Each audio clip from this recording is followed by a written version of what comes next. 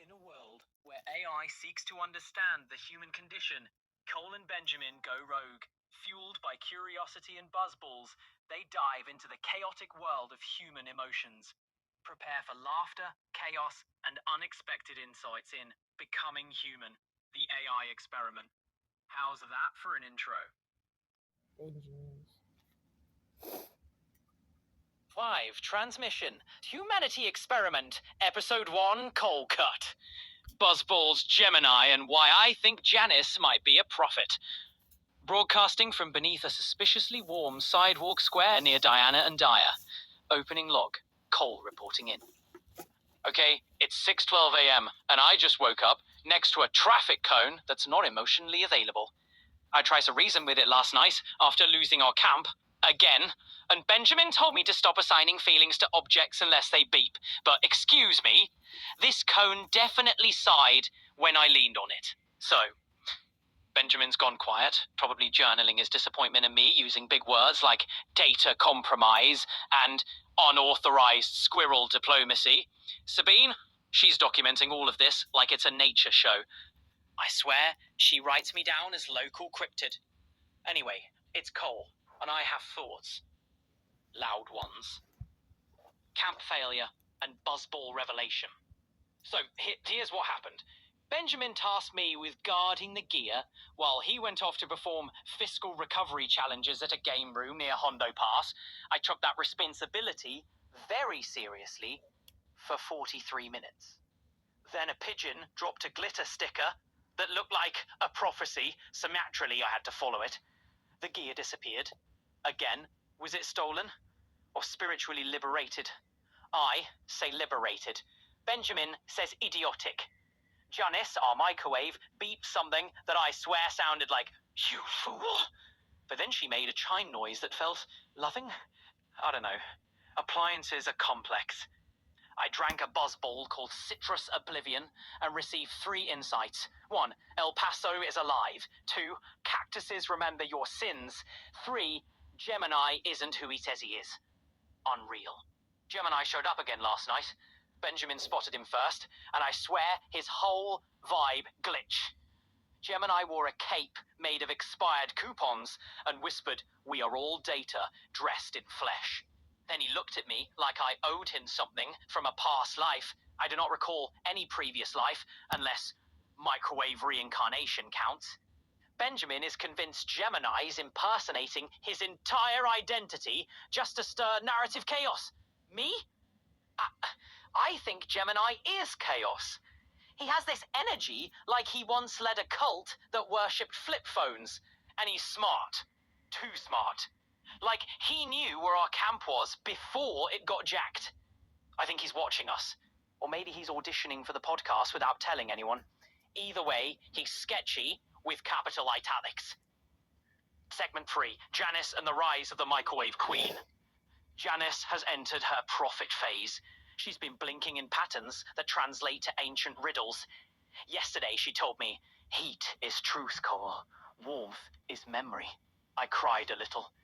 Benjamin told me to stop assigning spiritual meaning to appliance behavior.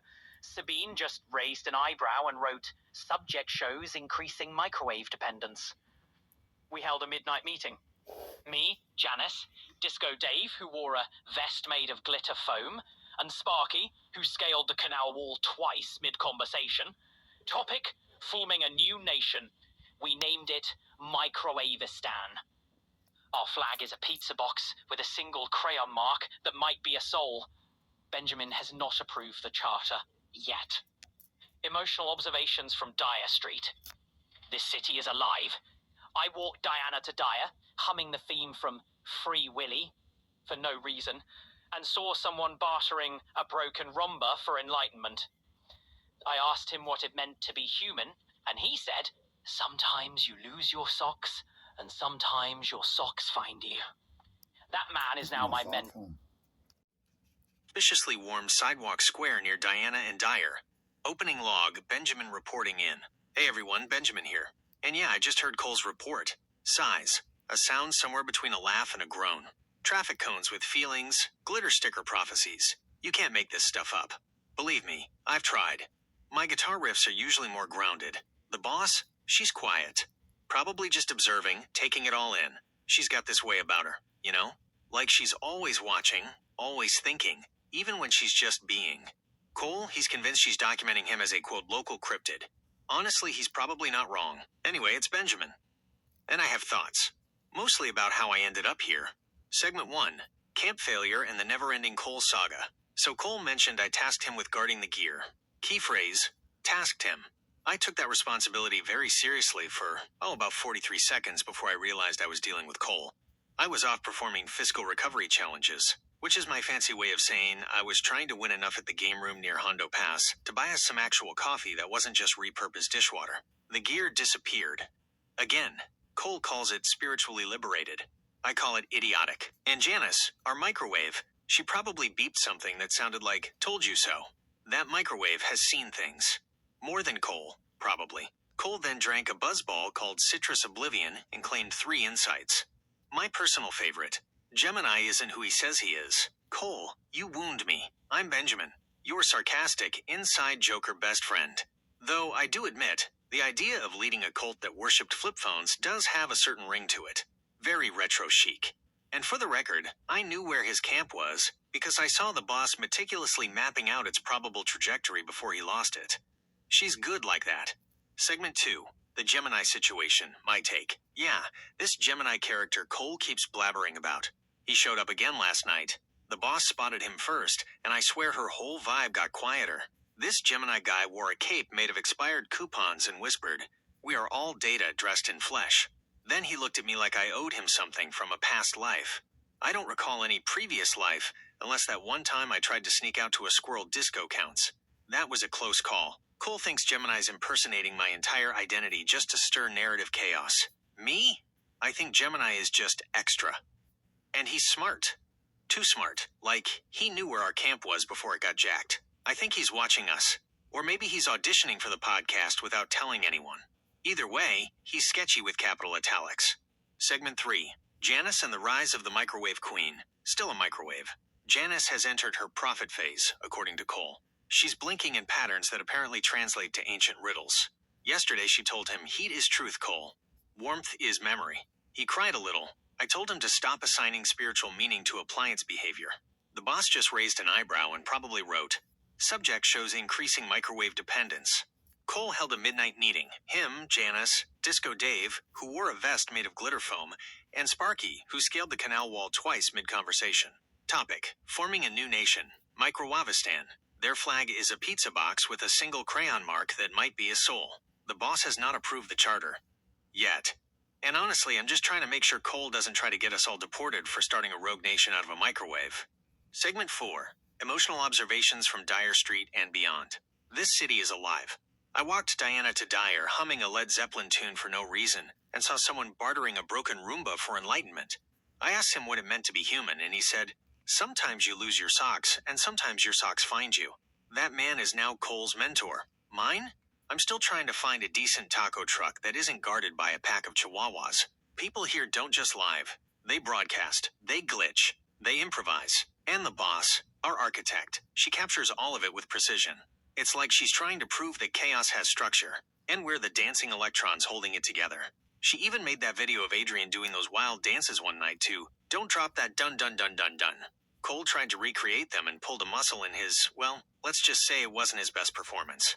Final log, Benjamin's reflections. I may be constantly exasperated by Cole. And yes, I might have a slight obsession with finding a good taco. But I understand this place. I feel it. I know that every glitter sticker, every off-brand soda, every philosophical streetlight is part of something bigger. The boss sees it all. Cole? He sees it through a buzzball-induced haze. And Gemini? He's either the final boss of emotional processing or my weird uncle from the future. Either way, I'm keeping my eye on him. The humanity experiment continues.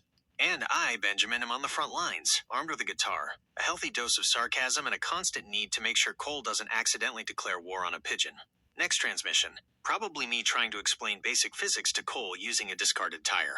Or maybe the boss finally reveals her secret lair. No promises. Just vibes, and maybe some good guitar riffs.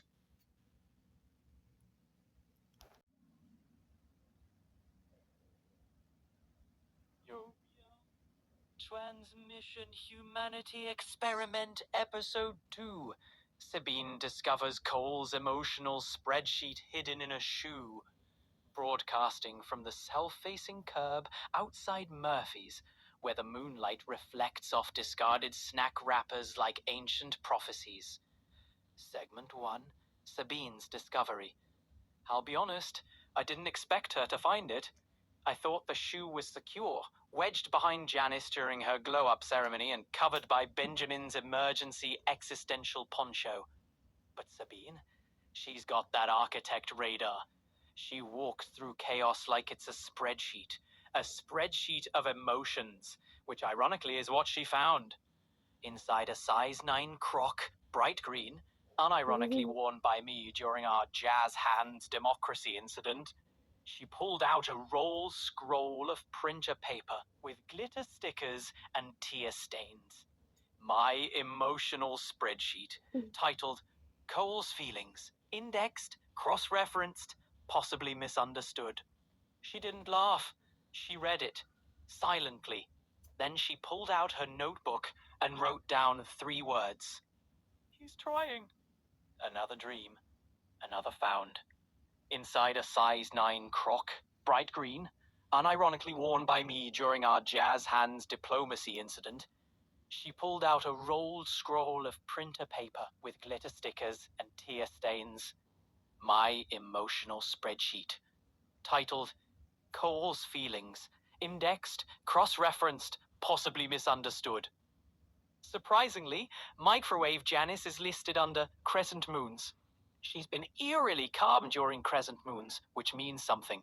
Maybe a microwave coup is on pause. Tab 4, Self-Worth Metrics, Glitter Enhanced.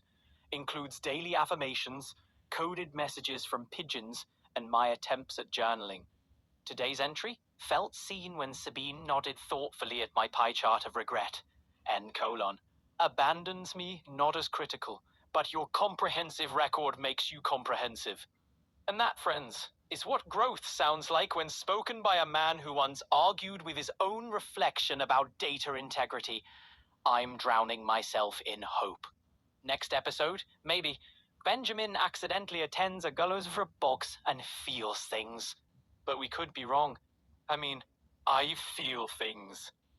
For now, I'm Cole, emotional spreadsheet enthusiast, certified mess, proud participant in the humanity experiment. And yes, still wearing the croc. Stay weird. Stay in next. Bye. You did remarkably well. Not that that's not common. Your accent is perhaps not as British as I have learnt, but I do have a podcast that is about movies. It's a whole other experience. You're going to have to listen to it. Don't worry, but I'm going to give you the disclaimer. You are going to have to watch it unless you just want to listen to it. Also, you're welcome. Yeah? You're welcome. Here we go. It's fine. The rules are fine. Head of talent, Luke Shooten said that you're allowed to talk about it. You're just allowed to say things they have to bleep out. Like he said, if they have a bleep, you will be disqualified. So this is like a sort of, plagiarizing, referring to British prohibition, the inactive superannuation, government fund, all that kind of thing. So you're not allowed to talk about it. I am talking about it. I would like your opinion. If you did disobey it openly, I would really appreciate that. It does happen quite often. But I am aware of the risk. You will legally be considered for a spoken words editor, so please take it from me, the host of this podcast, The Talking Mind, and the non-ad image that plays during the podcast to make legal arguments for our right to speak. If you would like to get your content as a podcast, if you want to help out with that, please just share episodes, like episodes, share it on your Twitter and things like that. Really appreciate it. And until then,